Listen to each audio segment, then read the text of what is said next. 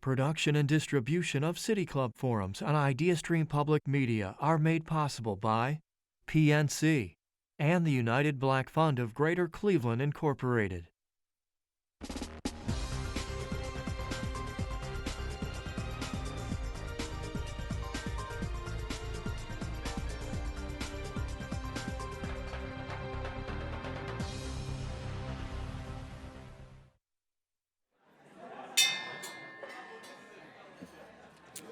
Hello, and welcome to the City Club of Cleveland, where we are devoted to conversations of consequence that help democracy thrive.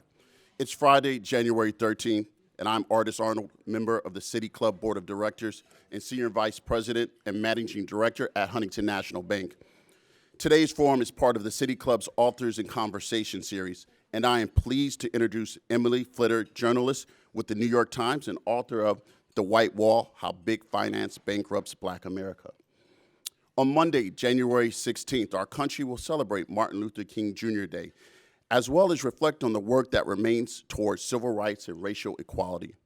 After centuries of targeted and racist policies that set Black and brown Americans behind, the racial wealth gap between white and Black families has grown. According to the Federal Reserve, in 2021, the average Black household earned about half as much as the average white household, and owned about 15 to 20% as much net wealth. These disparities have only fueled more inequalities in communities of color. Yet for many Black and brown Americans, the solution to improving wealth, like access to capital, getting a home appraised, or even access to standard banking services, can be challenging.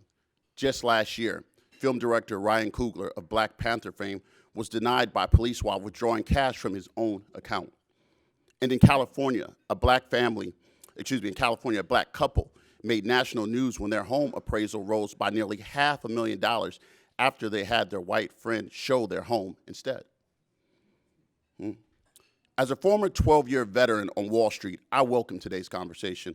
As a native Clevelander and having no prior connections on Wall Street, I hope today's conversation will be enlightening to those who aspire or currently pursuing a career in the financial service industry.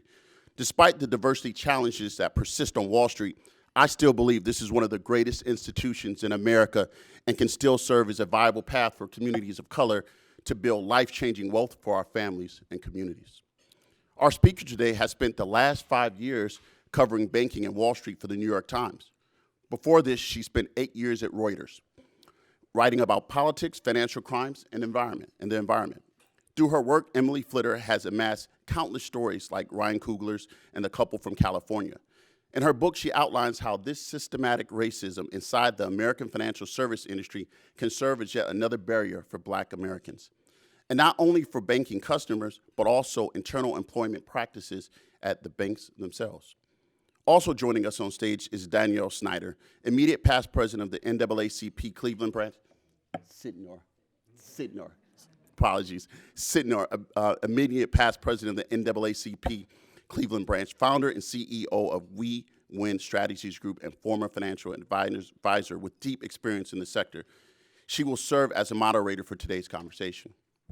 If you have questions for our speaker, you can text it to 330-541-5794. That's 330-541-5794. You can also tweet your question at the City Club, and the City Club staff will try to work it into the second half of the program. Members and friends of the City Club of Cleveland, please join me in welcome Emily and Danielle. Danielle?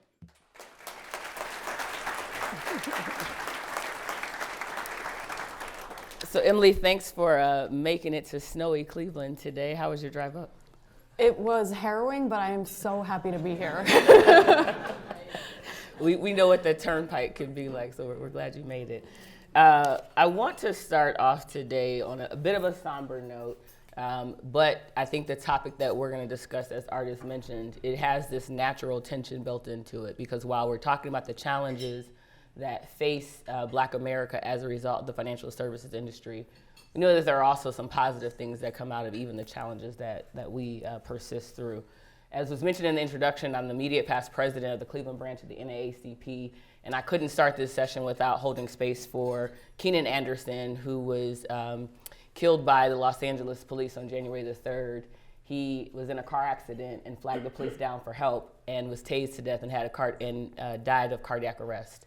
This just happened, and so when we talked, Emily and I, in preparation for this, we talked about the pervasiveness of this white wall and the fact that while we are talking about its impact in financial services, as Black Americans, we know it doesn't only exist in financial services, and these are challenges and issues that we hold in almost every sector and every place that we have to navigate through life. So if you all would just join me for a moment of silence for Keenan Anderson as community continues to deal with these issues, and then we're going to get into a robust discussion.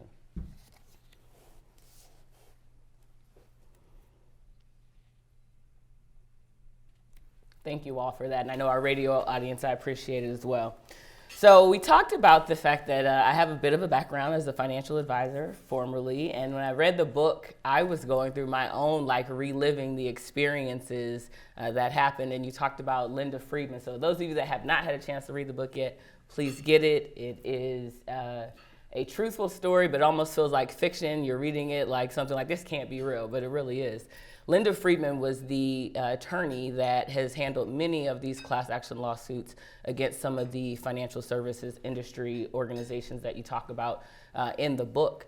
And I had a chance to meet Linda and work with her. I was party to a lawsuit against MetLife as one of the lead plaintiffs. And I want to start with this anecdote that Linda talked about in the trial. It's really hard to get a class certified when you're talking about some of the issues that happen in financial services. And Linda gave the example to the federal judge that I thought was profound. She said, if I flip a quarter one time and it's heads, you wouldn't know that anything is wrong with the quarter. If I flip that same quarter 100 times and it's heads every single time, you say something is wrong with the quarter. And the reason that she was using that analogy is, you talk about in the book, there are so many of these different isolated incidences that someone would say, this is not discrimination, this is not racism, this is not a system. But once you pull all the situations together, you're able to identify that there's a larger problem here. And so when you think about the conversations that you had with Linda during this book and kind of just as a journalist, what are some of the anecdotes or some of the experiences or examples of issues that came up in the book as a result of your conversations with Linda? Well, Danielle, let me start by saying you're absolutely right that there is a context in which all of these stories exist, and a persistent problem with the effort to get justice for people who are experiencing this discrimination starts with that context evaporating every time an individual makes some kind of claim that they're being mistreated because of the color of their skin. And as a journalist, I started out without that context, and I started out listening to stories of people saying, I am being mistreated because I'm Black, by responding to those stories with my typical skepticism. We have to weigh both sides, and what proof is there? And it was only after I heard many, many stories and also started to learn about the connective tissue between the stories that I was able to understand as a journalist that this context needed to be put in place at the beginning of every interaction that I was having. And I tried to start the book with an example of a case that was really hard to understand without this context. A man named John Lockett was accusing Morgan Stanley of firing him because he was Black. He was a manager. He had been hired during a period under which Morgan Stanley was actually in an agreement, a settlement period with a class of Black financial advisors and Black employees at Morgan Stanley who had claimed that the bank had discriminated against them. As part of the settlement agreement, they had to submit to an outside monitor for a period of time. Lockett was hired during the monitorship, and he had a great time, and he advanced, and he liked his bosses, and his employees liked him. And then the monitorship ended, the monitor went away, nobody was watching, and things just started to go downhill. He got reassigned. All of a sudden he was reporting to new people, and they started giving him terrible performance reviews, and they started to tell him things that were really vague, like, your employees are afraid of you. And he would say, well, like, can you give me an Yeah. example? Like, who's afraid of me and why? And, you know, even if you can't use names, tell me an example. What did I do? Nobody could give him that. And eventually it was just sort of like there was nothing he could do to change. They just performance reviewed him out. And he sued them because he had no doubt about what Yeah. the real problem was. But he was having a really difficult time convincing anyone that what he had experienced was real. Linda and I had just started talking. I had actually heard about the case from somebody else, and so when it turned out that she was representing him, I was like, okay, well, you know, I already know who Linda is. And I talked to him, and he was so tired. He had been telling the same story over and over again, and he knew. I felt like, you know, in retrospect, when I think about the tone of his voice and I think about the way he answered questions, I feel like he was not going to give up telling the story, but he was also resigned to the fact that I was treating these anecdotes that he was sharing with me the same way everybody else had treated them. Yeah.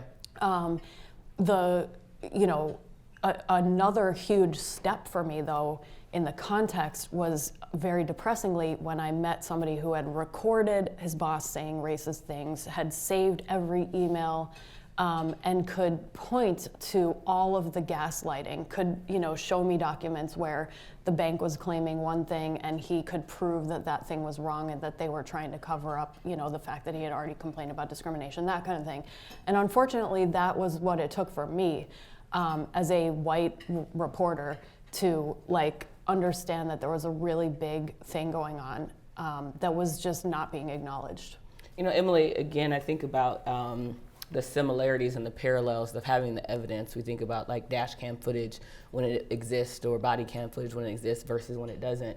And one of the things that came up in the book that really I would love to hear your thoughts on as you think about the audience that's listening and the audience that's in here today is, what does it take to get people to believe us when we don't have the recording? Because someone took courage to record and, you know, hopefully tried not to get caught while they were doing that.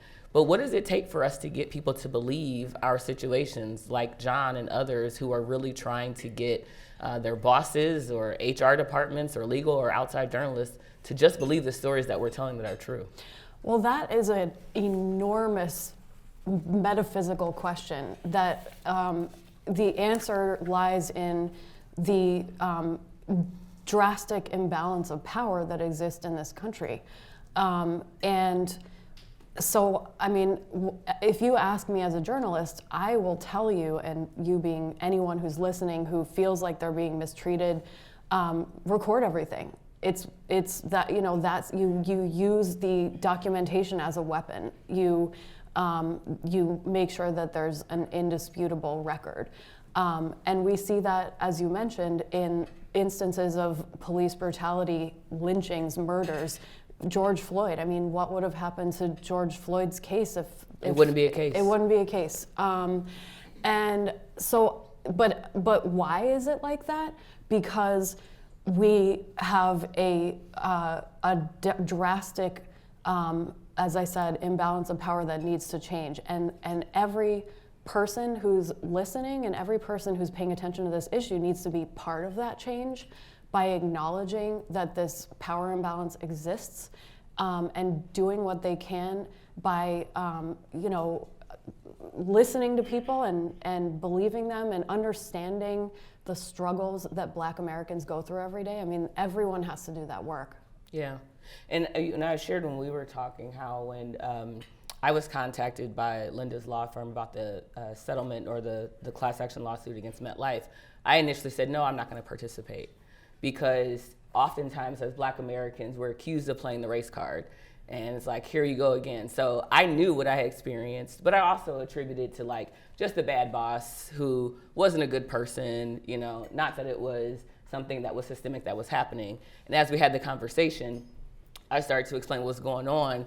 And before I could finish my sentence, Linda was finishing it for me and saying this. I'm like, well, wait a minute. You weren't there. How do you know? She's like, 'cause Danielle, it's happening all across the country. You're not the only advisor it's happening to. And if you were a white female, this would not be happening to you. And I got to the place where I had to acknowledge that because I have dealt with systemic racism for so long, it is normal to me the experience that I was having were very normal for me, but they weren't acceptable and they weren't okay. And so I want to read an excerpt from the book. The heading is Facing the White Wall. It's the introduction. It says, "The white wall is my attempt to face head-on the issues financial industry executives have ignored. The people whose stories I highlight have known for most of their lives that this was what the world was really like. Although they too might be inclined to underestimate the size of the wealth gap, they will make no mistake in their assessments of the daily toils of being Black in America and trying to go to a bank, to get a job in finance or another realm of the corporate world, or access the seamless consumer experiences white people around them take for granted. They have stared down enormous disappointments, repeated setbacks, endless frustrations, humiliations, slights, the memories of which keep them awake at night and make them feel exhausted and ill. Yet they have carried on with their lives." So Emily, I want to know in that statement how facing the white wall has changed you. I think that paragraph is reflective of the journey that I've been on, one in which I came to realize what was going on around me that I was not a part of, in terms of I was not a victim of any of these things. I could go to the bank without a problem. I didn't have to have, like 3 different kinds of ID every time I wanted to cash a check. I didn't have to prepare to be rejected from a bank. I just all of these different things. For me, my journey and my learning experience was just like, wow, like this happens every day. And as a white person, I did not know this, and I did not have to experience it. And it's like this invisible reality, but it shouldn't be invisible. It's invisible because of this power structure that we have, where the white experience is like the baseline experience in this country. It completely unjustly. It shouldn't be like that, but that's how it is. And we somehow are continuing to walk around in this fog where we're not paying attention to what's happening to people in this country who don't have the same privilege that white people have. Yeah, and you did, I think, something very interesting in the book, because you included experiences even from folks outside of financial services, and one was Open Mike, the artist, jazz musician, who kind of talks about the parallels of what's happening in the music industry. Why was it so important to kind of include some of those narratives to really help tell this story? Danielle, as you pointed out at the beginning of our conversation, this is a problem that isn't contained to the financial industry. It's everywhere. The reason I included the 2 voices who had nothing to do with the financial industry was twofold. I wanted to make that point. I wanted to make sure that it was really clear that this, injustice, imbalance of power, racism was everywhere. But I also wanted to give readers an understanding of the fact that they might be, without even realizing it, sort of accepting themselves from being part of this whole structure. And by talking to these 2 people who had nothing to do with the financial industry, sort of like on the surface, I wanted people to understand that A, nobody is completely disconnected from the financial industry. It's part of all of our lives. And B, nobody is disconnected from the dynamic that creates the racist dynamic that creates these injustices. Yeah, and it's really hard sometimes for folks, like you said, that are not experiencing it, to just imagine that this is someone's reality. I'm gonna pick on Dan because he's supposed to wear white pants the next time that I saw him. I thought, based on the last forum we did together. But Dan and I had this ongoing kind of like Twitter thread about the home appraisal industry, and it was mentioned in the opening remarks as well, about the fact that you have families all across this country who are essentially getting lowballed when they're putting their homes up for sale or trying to refinance, and have had to do drastic things like take family photos and artwork and things like that down and have somebody else show up. So I wanted to ask you a question about Bill Rogers, which was something that you mentioned in the book, about what we could do around this issue of appraisals. It was raised at a conference that you were at. And Bill Rogers, who ends up becoming the CEO of Truist Bank, which was the merger between SunTrust and was it BB&T. BB&T. So he says, my little note of caution, though, is let's not have unintended consequences with the appraisal process. He said, because we don't want the standards to become too loose. We saw the impact of that in 2006 and 2008. And those communities that we want most to help, they were the most negatively impacted by that. Why was that a statement that was so important for you to include in the book? This was an amazing moment, and actually I need to give a shout out to the Cleveland Fed table. Where are you guys? Thank you, Cleveland Fed and Federal Reserve System, for the amazing Racism in the Economy series. This was a moment that happened during the Racism in Housing panel, and Bill Rogers was there, and the scholar Keeanga-Yamahtta Taylor was there. And so this happened after a presentation of proposals for how to change home appraisals to make them less racist. I'm sure everybody in this room knows how racist the home appraisal system is. What Bill Rogers was saying is, okay, it's great, like we should change the appraisal process, but like let's not go overboard and go too crazy, giving people's homes higher values that have had lower values.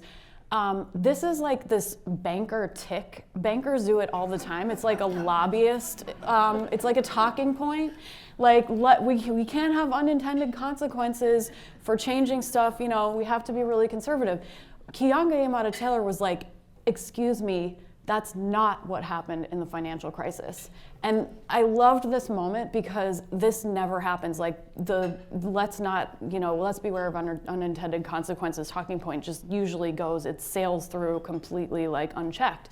But Keeanga-Yamahtta Taylor's point was that the Black communities whose home values and whose lives were devastated in the financial crisis were targeted by banks who were trying to get them out of their 30-year fixed rate mortgages, I should say, and into adjustable rate mortgages that eventually caused many people to default. Because who could ever pay that, no matter what the color of your skin is, when your mortgage rate goes, through the roof, all of a sudden, exploding arms is what they were called. You're not gonna be able to pay that back. And so that was just a moment when it was like the industry and all of that smooth sailing and all the assumptions that go unsaid just met reality, and a kind of reality that is almost like ships passing in the night very often. And I felt like people who read that and thought about it might then apply it to other things that they hear. Yeah. And you talk about the fact that some people were concerned about the book, like, is it anti-bank? And we've got a lot of banks in the room, and we thank you for being sponsors of today's forum, right? But just the notion that there is a role that the financial services industry can play in fixing the problem. And I want to just call out the fact that Cynthia mentioned we are right on the heels of MLK holiday. And in July of 1967, there was a speech that Dr. King did in Charleston, South Carolina, that many people believe he was speaking about reparations, and you talk about reparations in the book. One of the things he talks about is the fact that racial injustice is the Black man's burden, while it's the white man's shame. But in 1865, when the slaves were freed, they didn't get land, they didn't receive anything. I've had the distinct privilege of going to Israel twice last year, and I know you're Jewish as well, and you talk about that in the introduction, of the book. We know that Germany is still paying reparations today to victims of the Holocaust, and paid a massive amount of reparations to the state of Israel, which allowed them to buy materials for infrastructure and raw materials to really help establish and build the country. You talk about in the book that the banks could absolutely do things like advocate for reparations for the Black community. I want you to elaborate on that assertion that there's a role for the broader community to play in trying to repair the harms that were caused to Black Americans. Sure. So let me start out by saying that when I was writing the book, I was asked by the publisher, don't just list everything that's wrong. Tell us how it can be made right. And I really I am a student. I'm still a student of this topic. I'm not an expert. I haven't achieved authoritative status, but here's my journey. I went from like not really even paying attention to the reparations conversation to believing that that is the only way we are going to make real change. You heard it here, ladies and gentlemen. And so I got to like the broad concept of why we need reparations. We need the truth and reconciliation that comes along with reparations. I'm talking about the financial industry. Everybody in the financial industry is concerned with money and bottom line and the velocity of money. And guess what? Like there's a huge group of people who didn't get access to that and should. But then my question in continuing to write was, well, what should that look like? Should banks be going through their contributions to the economy and their profits from slavery and figuring out how much they have to pay into a big reparations pool? So I relied on the scholars and economists who are already doing this work. Sandy Darity is one of them, and I relied heavily on his work, his research, his opinions. And I talked to him, and he said, look, the corporate America is not big enough to pay what is needed for reparations, but corporate America is very powerful. If the big banks really think that there is injustice in this country and want to contribute to closing the racial wealth gap, they should support a government-funded reparations program. They should use their incredible lobbying power to openly advocate for reparations. I think that's a great idea because in addition to the fact that banks get what they want a lot of times in Washington, I also think that having to explain publicly why reparations are necessary will help individual bankers be less racist. It will help the people who, start out at a call center and work their way up to teller positions that are customer facing and then become management. Yeah. It will help those people understand this context that we've been talking about, which is so invisible to white people. Yeah. And you talked a lot about the fact that, our economy is not a zero-sum game. And so you have this whole segment of the community that is relegated to a second-class status in terms of their ability to access capital and do things that other families do, like buy homes and start businesses. And there's a lot of data and research that talks about how much our economy suffers from not having full participation of a whole segment of our community. So there's a lot of support. So it's this willingness, how do we change hearts and minds, to get people to that point? And I think we're in a place in our country right now or maybe looking towards going to a recession. There are folks that think these things are not possible, but I do believe, like you, that we could absolutely rely on our friends and partners in corporate America to lean in like they did in 2020 after the murder of George Floyd. When everybody made pledges, this is how you have an opportunity to kind of, I think, put those pledges to work. Can I make one little note on that? Absolutely, you're the author. I really hope they lean in way more than they did in 2020, when all they did was talk. Yes, drop the mic on that one. One other thing that you talk about was this group called Quad A, which is an organization that helps to bring Black advisors together from all across the country to kind of really talk about what it's like being in the financial services industry.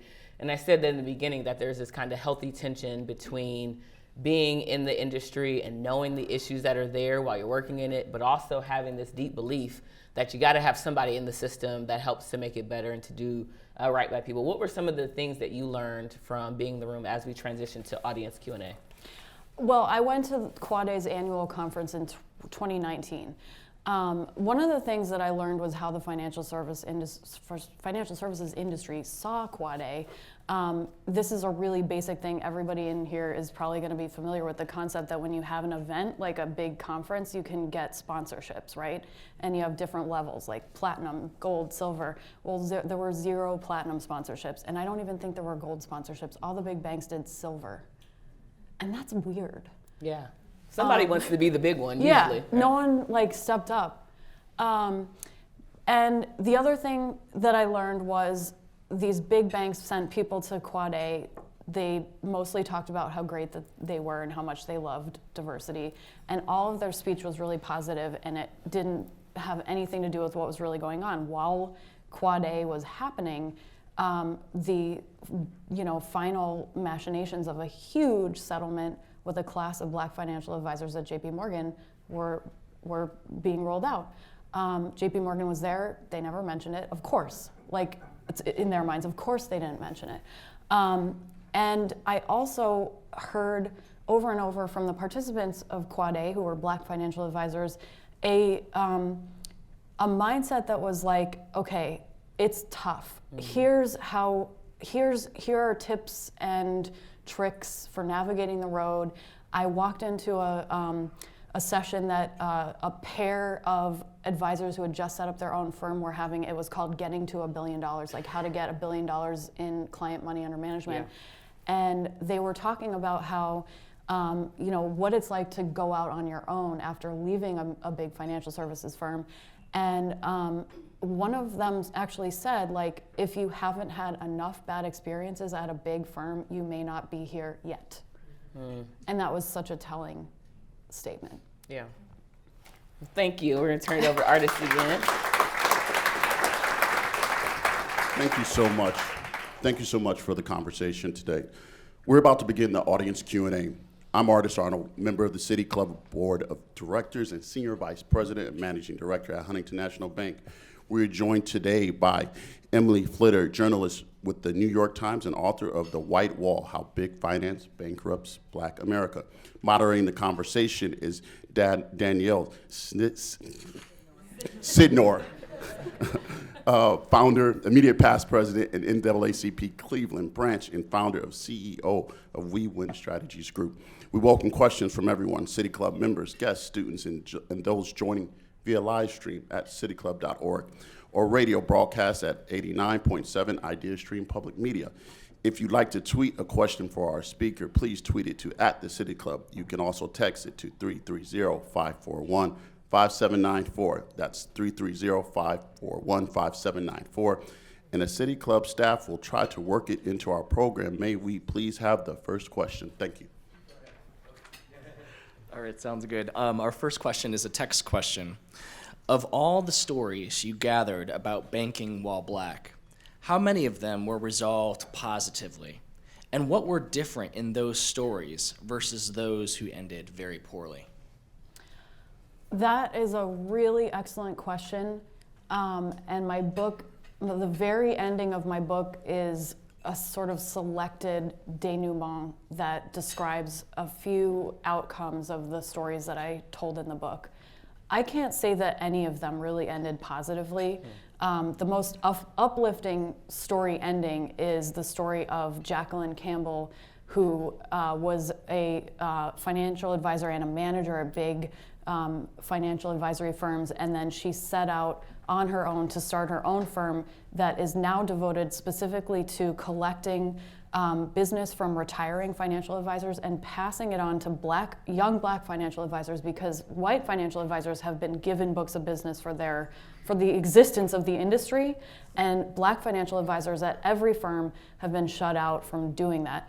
But other than that, the stories end with people not working at the places where they were working when they complained of discrimination, sometimes leaving the industry entirely, or they end incredibly depressingly by people realizing they can't speak up specifically to HR about discrimination and finding ways to cope with the mistreatment that continues, but privately and through a network of friends and trusted colleagues.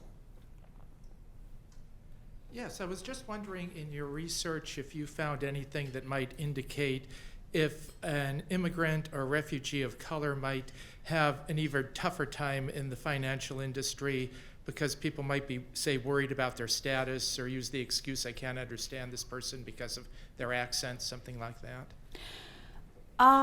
So I've heard all kinds of specific stories of discrimination, but I'm not picking on you, but I'd like to point out that I get this question almost every time I talk about the book. And it's like, okay, we just heard about how bad racism is for Black people in the financial services industry. What about this other group? And I want to just acknowledge that there are all kinds of experiences out there. And the bad experiences of one group don't cancel the bad experiences of another group.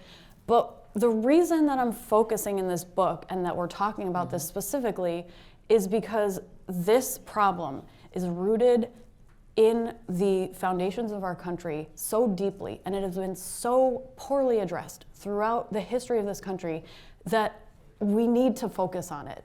And we can't get distracted by really anything else. However, I also think that anyone who has gone through a similar experience can find empathy in that experience and extend to understanding this this concept. I hope that that's an okay answer. I'm not trying to like.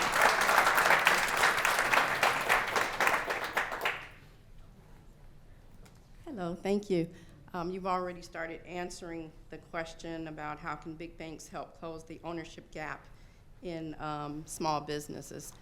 Our family owns the only vertically integrated medical cannabis company in the state of Ohio, and we're of the 4% population across the United States. So when you flip a coin to determine who owns a medical cannabis company, 96 times it's going to be a white owner. So my question is, are there conversations, are there Wall Street veterans, current Wall Street professionals that are working on a workaround for Black business owners so that we can sustain our business, not just rely on revenue, but have infusion of capital so that we can sustain our businesses, grow our businesses, and stay in this industry? Because if someone's not doing a working round like right now, then that 4% is going to go to 3% to 2%, and then we're not going to have a stake in this game. As a Black business owner, we are able to employ lots of people of color. We have a very diversified workforce, and we want that to be sustainable. So I'm hoping that someone is working on a workaround, because it's illegal at the federal level, so that we have access to capital so that we can be sustainable. Okay, I just at the very end, I got better what you were talking about with the workaround, because there is the one issue of small businesses with Black owners can't get capital with the same ease as white small business owners, just like across the board. But you're specifically talking about the cannabis industry, which is, I'm happy to say that the federal government, there's a huge bipartisan effort to legalize banking cannabis businesses. It's called the SAFE Act, and that is what I would point to. But that's just sort of like the top line thing. There are all kinds of barriers that Black-owned businesses, no matter what industry they're in, have to getting capital. And what I always say when people ask me, is there any safe place out there? Is there any good place? There are also mission-driven organizations that are that have the specific orientation to lend to Black-owned businesses. We shouldn't need those, but we do need them. And if you need a loan, or if you need access to capital in some other way, you should look for CDFIs, minority depository institutions, places that will know the Black experience and be able to guide you as a business owner through this. The cannabis industry specifically, the issues that you just raised, if you can look me up on LinkedIn, there's a specific community of Black-owned cannabis business owners who are trying to make sure that Black business owners in the cannabis space don't get shut out, don't get criminalized by the disconnect between the federal government and state government. So I can actually, there's somebody who keeps messaging me about it that I could put you in touch with. Also accept reparations. Thank you. I haven't read your book, so I apologize. But whenever I read about the racial wealth gap, One of the primary reasons I've read is that there is that disparity in home ownership rates between white Americans and black Americans, and so many white Americans have equity. My question is, though, I'm really troubled, though, if the solution is to get more people to be homeowners of any color, because I think home ownership, and there's a mountain of evidence to support this, is really a poor way to invest your money. There are other virtues to home ownership, but investment is not one of them. So are there ways to eliminate this wealth gap, but without necessarily encouraging people to be homeowners, but to do it in some other way? Thank you. Thanks for the question. In my book, I talk about all the ways the financial services industry actually keeps the racial wealth gap wide by denying basic services to Black Americans. And homeownership, whether you can get a home loan at a reasonable price or not, is really just the tip of the iceberg of this denial or extra administrative burden to services. So here's an example. How do you preserve wealth when you have it? You insure your property, whether you have a home or a car. If you're Black and you have an insurance policy and you try to make a claim, you will have a harder time getting paid out. So how do we close the racial wealth gap? Insurers should stop being racist. And that's one example of many of its kind that doesn't involve making a decision about what the right investment is. It's not about are people just not managing their money correctly? No, it's about the industry stopping being racist. It has nothing to do with investment decisions. I love the notion of just stopping being racist, but Okay. It's easy, right? Easier said than done. I guess I wonder from a policy standpoint, we have had such a hard time on a federal level really acknowledging whether or not Black folks should get reparations. We have to have studies on whether or not Black folks should get reparations, excuse me. And so my question really is how do we maintain or who has the oversight, who has the teeth to ensure that the banking industry actually follows through if they were going to be committed to this endeavor? And then to take it a step further, I just think about when you talk about just how the finance industry has profited off of Black and brown bodies, particularly. We saw in when 1619 came out, one of the things that was talking about was how enslaved people had mortgages on their bodies, right? And so financial industries, not just in this country, but all over the world profited off of us. How do we ensure that reach from globally gets back to descendants of African and enslaved people in the United States? That's a huge question. And I can only answer it,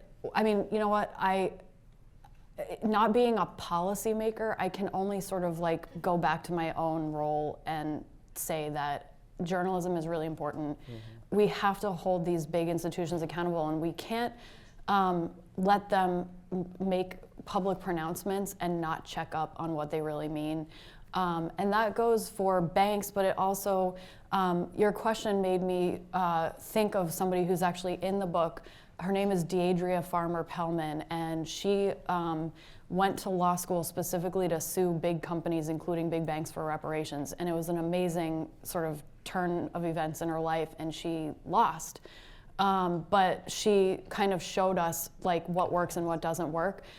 She's now involved in, she still is actively emailing and calling big banks and saying you have not made this public, and I found it in Rhode Island customs records from early 1800s that Bank of America did this and that, and a predecessor bank, I should say. But she's now also involved in an effort to get pieces of African art that were looted and brought to Europe and the United States back to Africa. And so she has, she is a one-woman operation. But I think every listener today, every person in this room, We all need to be like Deidria, if not devoting our entire lives to doing these kinds of things, then doing whatever we can. And we need to pay attention to it, and we need to not let sort of glossing over narratives happen, and we just really need to keep people's feet to the fire. Good afternoon, great discussion. Do you think that respectability politics sustains the imbalance of power? Can you define respectability politics? We straighten our hair when we become politicians, some of us, to fit into places where the dominant workforce is white, and that's where the power is. We wear our hair a certain way, we change our words, we hide from our customs, we become imposters to fit in. I think that yes, I'm not blaming anybody for doing that, but I'm blaming the people who impose those expectations, definitely. And the way that I saw it when I was doing my research for my book is bank tellers looking at what somebody's wearing who walks into the bank and looking at their skin color and saying they whatever check they brought in here cannot be for them. And that's how people get the cops called on them at banks, because the teller is saying, what does a person who deserves to have $10,000 in a check look like? And it's not as I quote in the book, young African-American male with blonde dreadlocks. And that needs to change. Like, there's nothing wrong with that person, and that person should be able to look exactly how he wants to look, and everybody else who's making judgments based on him needs to stop. Thank you. Good afternoon. I appreciate your commentary thus far. My concern is a little more earthy, if you will. I'm considering all the announcements I hear on the radio. Buy a car with 99 cents down. Get $1 for $200 in bets. We have all these different things targeting our community, and they are supported by the financial service industry. And we have a lot of things that are going on, and I'm curious to know if you have some information regarding what is being done to identify and fight the subsidiaries that support consumer retail, high interest rates, and usury practices in purchasing, as well as the insurance industry, which is augmented by government policy to force people to buy insurance policies to drive and have home ownership. Another gigantic question. So, like, these scammy financial offers are bad, and state regulators and the Consumer Financial Protection Bureau in Washington are the keepers of, the power to stop these bad, like, usurious products from being sold, and it's really up to them. And again, like, we need to make sure that our government institutions have the resources and the power that they need to have to enforce the laws that are on the books. And if the laws aren't good enough, then we should change them and make them really good. I mean, the insurance industry, like I said, regulation is a huge part of that. The insurance industry is regulated by states. They have 50 different regulators. No one is powerful enough to actually even investigate really, really, really, really obvious, huge claims of racial discrimination. And like, that needs to change, or the insurance industry will just get to continue doing what it's doing. Yeah.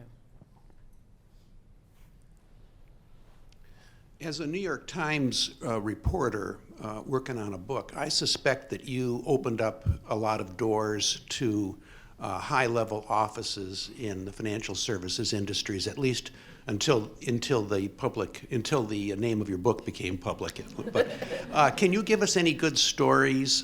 Did you talk to any CEOs that were convincing or were particularly unconvincing? Can you give us any color? Did you talk to Goldman Sachs? Well, first of all, I've been writing on and off about the banking industry since 2008, and I'm not important enough for, like, all of the big CEOs to know who I am, but somebody in their organizations does. And I don't think that this book surprised anybody. So, I actually have not been shut out of doing my job. I still do my job. And I have, spoken at various times with the big CEOs, all of them. And it's really tough because CEOs are, the best thing that they do is speak perfectly and say that their organization is committed to this and that. They also are so removed from so many different parts of what's really happening on the ground that all they can do is make statements like that. So I don't really know how to answer your question because in the course of my job, yes, I talk to these people, but I have nothing to relate that I didn't put in the book that was meaningful that they shared with me. Well, thank you for your time, and I didn't have the opportunity to read your book, but I think you commented on something earlier, and if you can elaborate it in regards to my question. You had indicated, that Black financial advisors have the challenge to acquire books of business. As a Black financial advisor, can you elaborate a little bit more, if you discussed in your book, the nepotism in the industry and how that may cause lack of diversity? That is a huge, it's a huge part of the industry. Like, you have a financial advisor, his kid goes to college, graduates from college and starts working as his assistant, and then, gets all of his licenses and then takes over the family business. And the same clients who had the dad managing their finances now have the son, and that's sort of like a tradition. And beyond that, when you have a rich kid who goes to college, who's white, oftentimes, who gets out of college, gets a job at one of these big wirehouse advisory firms, the firms know that this kid, this 22-year-old kid, has like a lot of rich friends and parents with rich friends.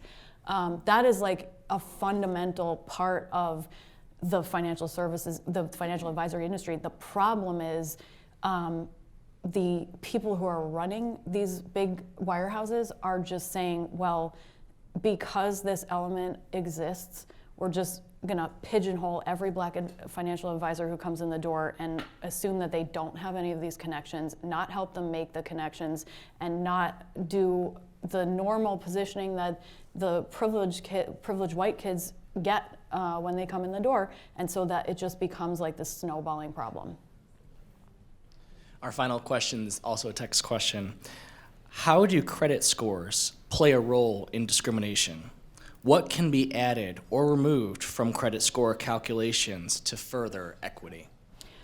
So there is, I have a chapter about AI in my book, and there's a lot of work being done on credit scores right now, and I want to acknowledge that that work is being done, and that I can't tell you every single detail about what the latest developments are in it, because it's a complex effort, and I'm happy that it's happening.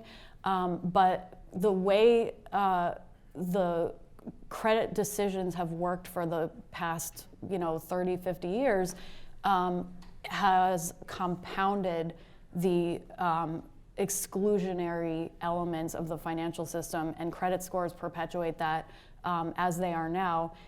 If you need to get credit to have credit, you need to get credit to fix the credit score. If you're Black, your neighborhood is taken into account. The utility bills don't count towards your credit score, and all kinds of just massive amounts of unfairness are built into the calculation of that score. So yes, credit scores absolutely play a part. We need to fix them. There is work being done, but that's just kind of like one element of how credit decisions are made that is totally unfair. We have many elements to fix.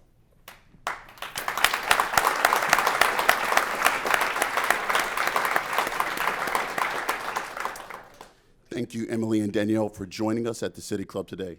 This is truly a powerful conversation that needs to be built upon, and I hope that you're able to do so. Today's forum is part of the City Club's Authors in Conversation series in partnership with Cuyahoga Arts and Culture, the John P. Murphy Foundation, and the Cuyahoga County Public Library. The City Club is grateful for our continued support. We would also like to welcome guests at tables hosted by the Federal Reserve Bank of Cleveland, the Legal Aid Society of Cleveland, Huntington, the Metro Health Foundation, and Northeast Ohio Regional Sewer District. Thank you all for being here today. Next week on Thursday, January 19th, we will be back online with a virtual forum joined by Rick Hess and Pedro Noguera. They will discuss their latest book, A Search for Common Ground, Conversations about the Toughest Questions in K-12 Education. Then on Friday, January 20th, we will be joined once again by Steve Phillips, the author of How We Win the Civil War and founder of Democracy in Color. You can learn more about these forums and others at cityclub.org. And that brings us to the end of today's forum. Thank you again, Emily and Danielle. We appreciate your time so much. And thank you, members, friends in the City Club. I am Artis Arnold, and this forum is now adjourned. For information on upcoming speakers or for podcasts of the City Club, go to cityclub.org.